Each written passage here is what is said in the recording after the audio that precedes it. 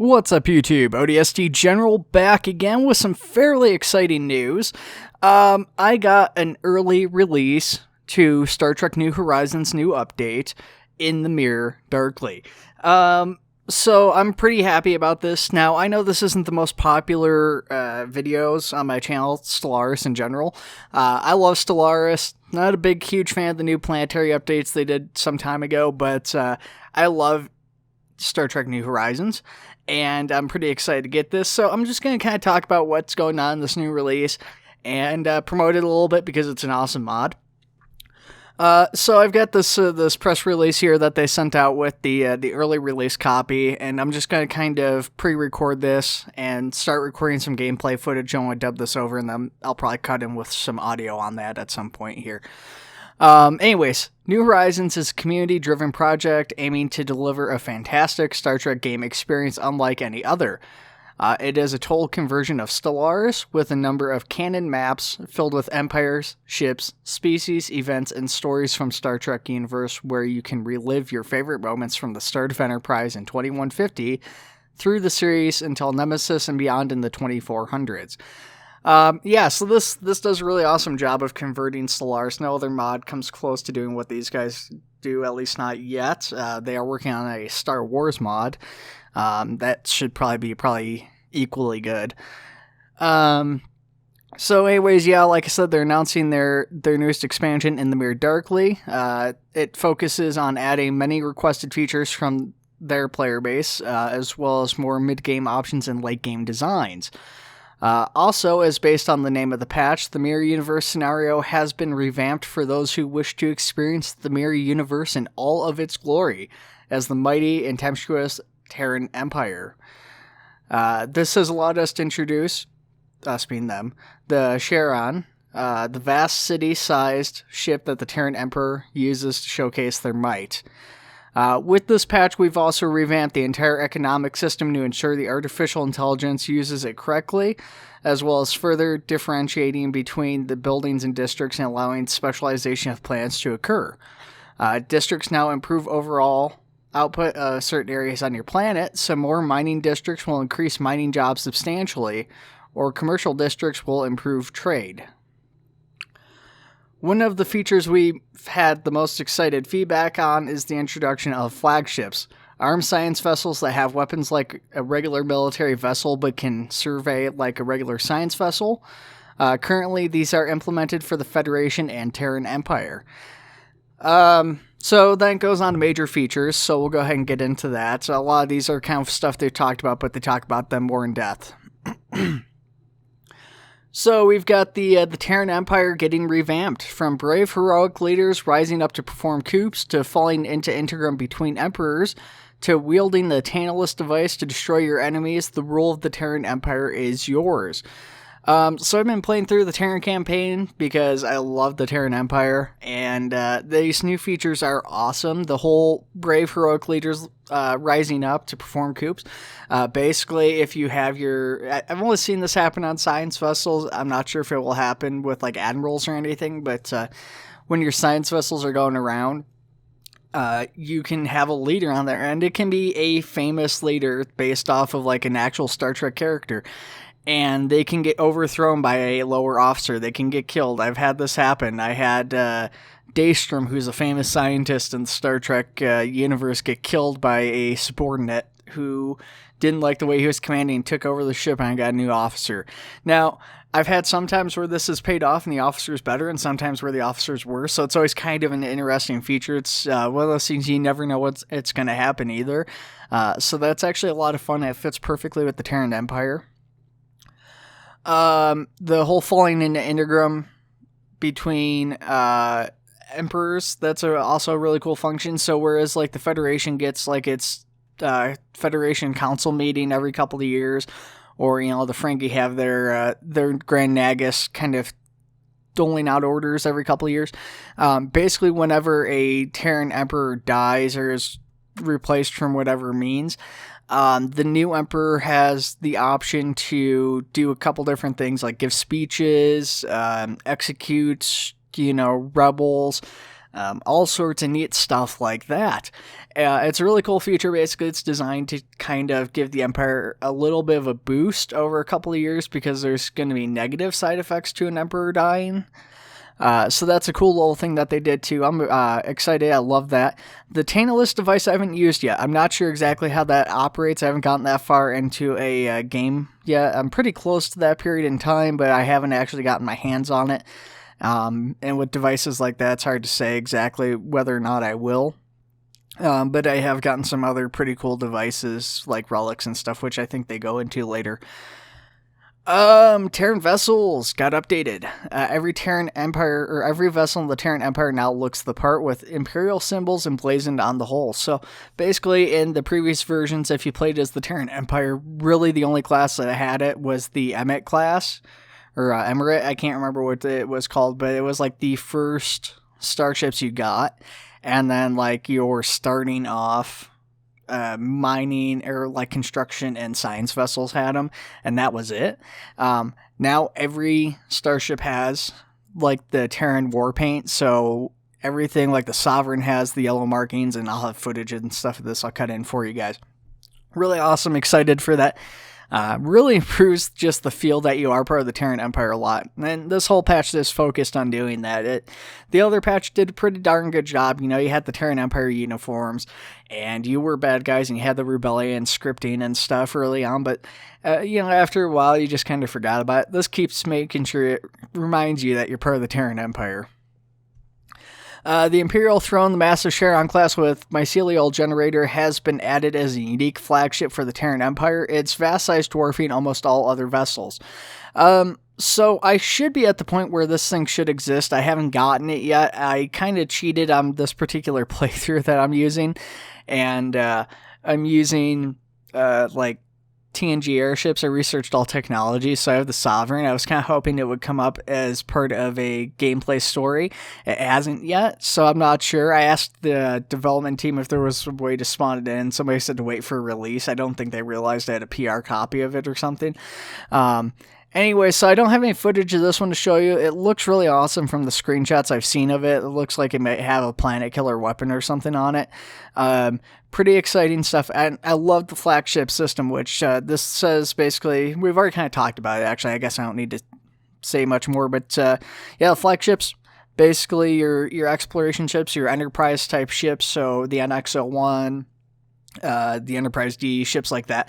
Those are your exploration ships. And just like the previous thing said, they're science vessels that have weapons. So you do unfortunately need science leaders for them. You can't put your admirals on them. So that's kind of a shame because a lot of the famous Enterprise captains are all admirals. And so, you know, you'll get these exploration vessels and you can't captain them with like people that actually captain them. So that's a little bit of a downside, unfortunately. You do still get the normal versions of the ship as well, so you don't have to worry about like losing the ability to build extra NX classes. And in fact, not only can you build NX classes as just like normal vessels, you can build more of these flagships, even though they're called flagships and there's normally only like 1 or 2 flagships for a fleet. You can build as many of these as you can afford. They are a lot more expensive than a normal vessel though, so that's worth bearing in mind, but they are really awesome. The districts got revamped and are more varied and offer more specialization options. To differentiate your planets, with the introduction of up to 6 types of districts on a planet at once, buildings are now the sole producer of jobs. Planetary revamp. More planet variety with brand new graphics for you to colonize and terraform. So this doesn't get into it, but basically planets now, they've changed how they work a little bit. So instead of having to worry about the different temperate zones, if you're, you know, you got like the 3 different tiers of temperate zones or whatever, cold, kind of middle ground, and hot. And then, you know, there's 3 of like different types of planets or whatever inside of each of those. So you have like tundra, Arctic, so on and so forth. Now instead of having to worry about that, you just have to worry about whether it's cold, hot, or wet. Wet being the middle one, of course. Or demon. Demon's the other one that's technically habitable.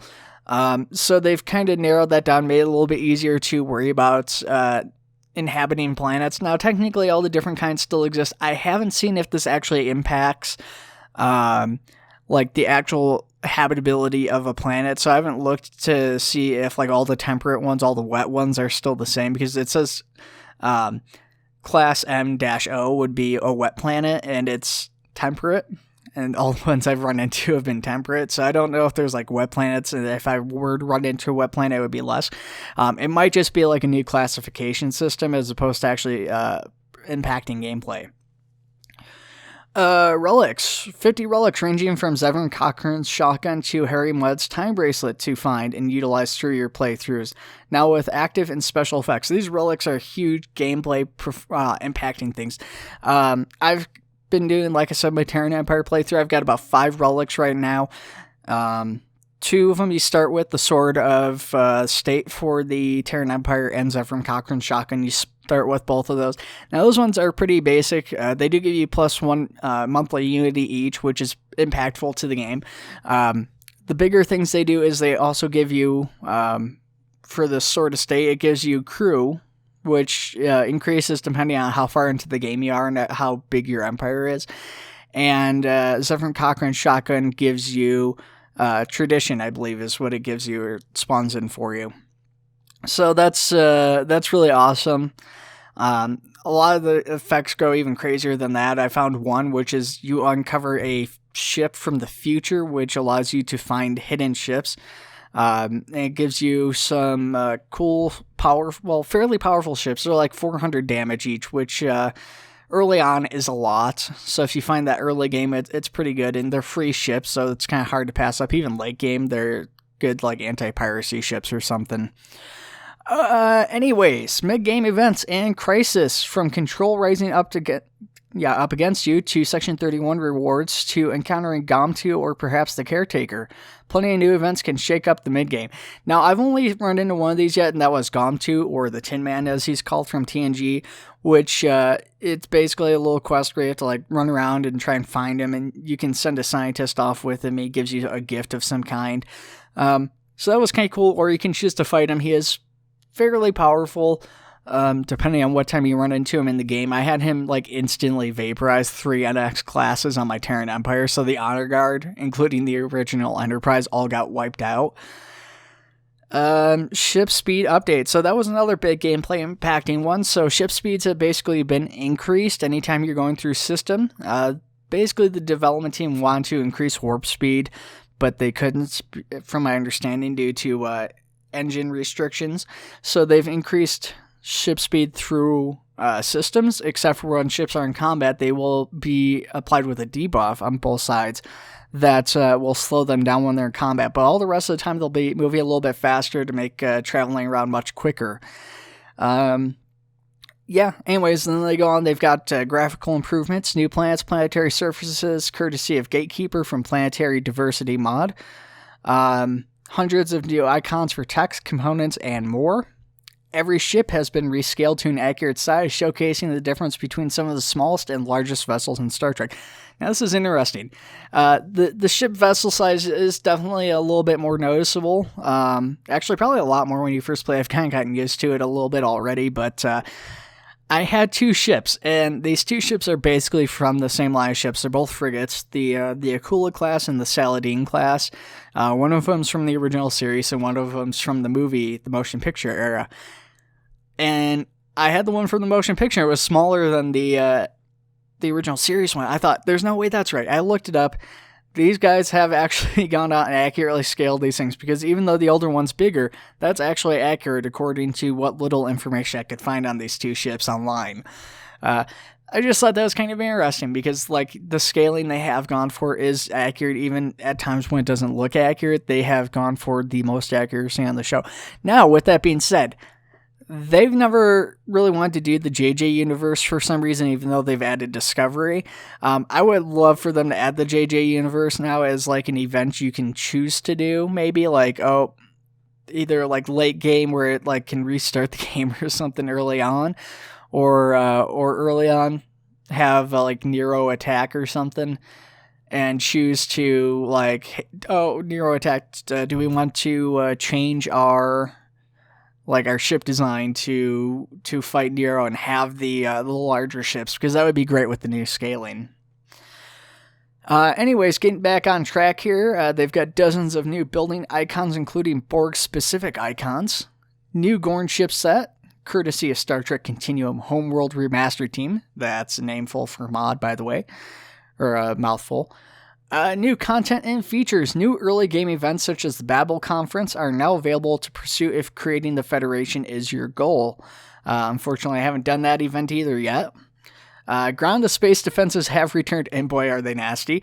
Construct powerful weaponry on your planets that can damage or destroy orbital vessels. A powerful deterrent, powerful defensive buildings that create orbital fighters to attack assaulting armies are now available too. Defensive fighters and pods from your starbases are now more potent.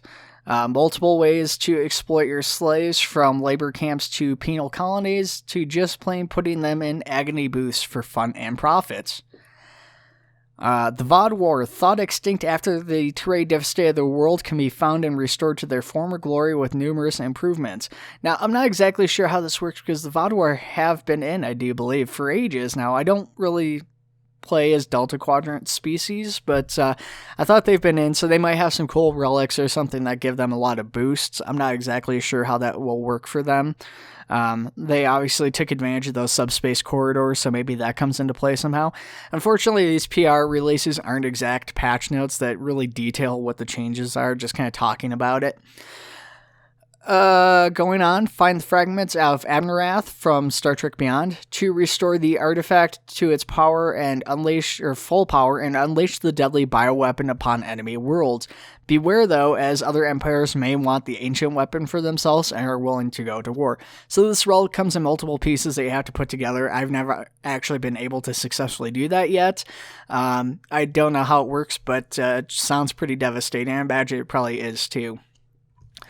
The economy has undergone a revamp, with many resources being streamlined to take away unnecessary complexion whilst maintaining a vast variety of resources. Haven't really noticed a huge update with this or change as far as the impact on gameplay. There's still a ton of Star Trek based resources they have and that you gotta track. So I'm not sure if it's a lot easier or not, especially because I've been cheating my economy anyways. Primitive races updated. Early warp primitives now exist for those races who recently discovered warp but have not expanded out of their own system. Also, many primitives have been adjusted graphically to be more accurately suited to their rightful canonical appearance. So I'm not really sure, once again, if this impacts gameplay a whole lot. Basically, you have an early warp stage where the species are, from my understanding, interactable, but they won't expand out, if I understand correctly how these guys are supposed to work. So that's a great thing. And it's kind of cool because they actually do something neat with it, and I'll get more into that in just a few minutes here. New archaeological sites, such as finding pieces of the Abnerath or perhaps uncovering an Anconian probe, I can't talk all of a sudden after I'm going through half this, are available. New deposits can be found across the galaxy too, showcasing rare resources or deposits available. Start talking like William Shatner, maybe that'll help. Dangerous technologies are what they say on the tin. New events can appear if you research or utilize those technologies that others may find dangerous. Basically, like the mycelial drive, the transwarp drive for the Excelsior, they say dangerous technology, and you research them, and there was never any negative benefits. You'd go out, you do your transwarp jumps, and you never run into any problems. Now these are actually considered dangerous. So I don't know exactly what that will mean. I haven't run into any dangerous technologies yet in my gameplay to research. Well, I have, because I've researched everything, but I haven't actually utilized any of them, so I'm not sure exactly what that danger entails for these. Should be kind of interesting. There's a lot of those technologies. It'll be nice to see the exact patch notes on this to find out exactly what they mean by dangerous. New events from the community, such as First Contact Day, Kat Baval Festival, or the Romulan Farmers Festival of a word I cannot even begin to pronounce. Relic activation effects and events. Most relics now have activatable effects or can be used in certain events. Relics are a complete blast definitely awesome. The Mirror Invasion. The Tholians can now invade, seeking to harmonize with their brothers on this side of the lattice, rather than just the Terran Empire or Klingon-Cardassian alliance. So I don't know if that means when you're playing in the Mirror reality that the Tholians will invade on the Mirror side, or if you have to worry about the Tholians on top of the Terran Empire or Klingon-Cardassian alliance invading. So that should be kind of interesting to see. Griddian system has been revamped, and the Griddians can experience a plebeian uprising. Another cool thing is 3-year expeditions. So basically, after a certain point in the game, you just run out of things to explore and kind of do with your science vessels. You can put them on assisting research, which is useful. It's good, but it doesn't feel fun. It feels kind of pointless. A lot of people probably end up getting rid of their science ships. What 3-year expeditions do is they give you an opportunity to send your science vessel out for 3 years for a big, massive boost on experience for your captain of that ship. And then when they've come back, they've said the captain was getting a refit on his ship and got a new ship. I don't know if it's actually a new ship or not that the captain's getting. I saw the same class of ship come out, so I don't know if that's that was a bug or if that was once again because I cheesed the system and because I went and researched all technologies.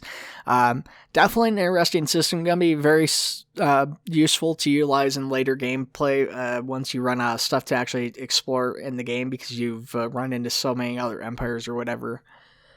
The score event has been redone.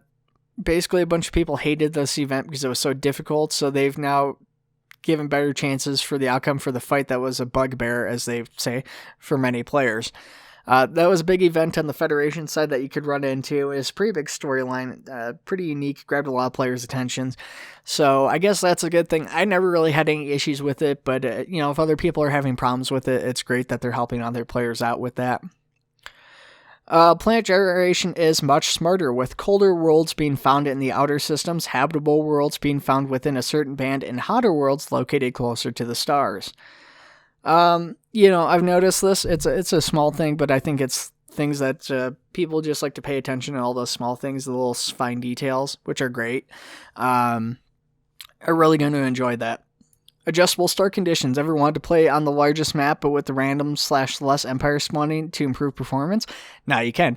So this is a cool function. Basically, when you start in as at least the normal Federation, probably the other species not on the mirror map, it will say, do you want to play with full species, 75% chosen by developers, 50 chosen by developers, 25 by developers, or 75, 50, 25 randomly chosen. And then a specialized one where it's like basically turns everybody into primitives for the most part, so they can't really expand, but you still get all the story stuff. So that is really awesome. I'm really excited for that feature too. And then they said, and many more improvements, fixes, and changes that will be in the patch notes. So like I said, I don't have the patch notes, unfortunately, so I don't quite know all the changes that they've implemented. There is a ton of stuff that they've added, though. Very excited for this patch. Really liking it so far, especially as the Terran Empire. It's been just so far improved. Anyways, guys, I do have kind of a stuffy nose and stuff here, so I'm just gonna record the gameplay footage. I'm already at like almost 25 minutes on these notes, so it just took that long, so maybe I'll just throw the gameplay footage in the background here. So anyways, I hope you guys enjoyed it. A little bit more talking about the patch notes than the actual game that I'm playing, or you guys will see me playing, but I hope you enjoyed it nonetheless.